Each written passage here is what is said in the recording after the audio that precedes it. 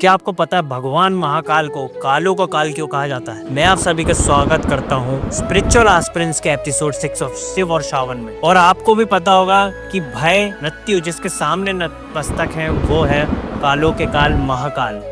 लेकिन आखिर ऐसा क्यों है? इसे समझते हैं एक पौराणिक कथा की मदद से। कहते हैं कि एक समय पे उज्जैन के राजा चंद्रसेन हुआ करते थे, जो कि बहुत बड़े शिव भक्त थे।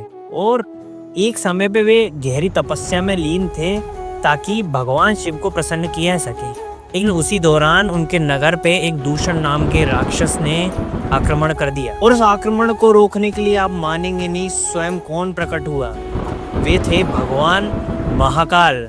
कहते हैं कि उस समय उन्होंने महाकाल के रूप में उस दूषण का वध किया और सभी लोगों को भय से मुक्त किया। इसलिए कहते हैं कि उनने लोगों को मृत्यु से बचाया, भय से बचाया, इसी कारण उनका नाम महाकाल पड़ गया। लेकिन एक बात और आपको जान लेनी चाहिए कि महाकाल मंदिर की एक बहुत ही पुरानी परंपरा रही है। एक समय पे कहते हैं कि भगवान महाकाल का जो श्रृंगार किया जाता है वो जो ताजे शव जो शमशान में जल रहे होते थे उनकी जो राख है उससे किया जाता था।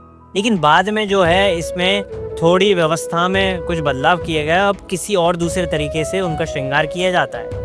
लेकिन इस सब से हमें ये पता चलता है कि स्वयं मृत्यु भी उनकी सेवा में नतमस्तक है।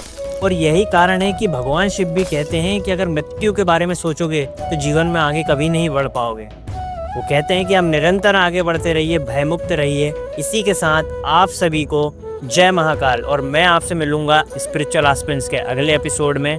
लाइक, शेयर और सब्सक्राइब करना मत भूलिएगा।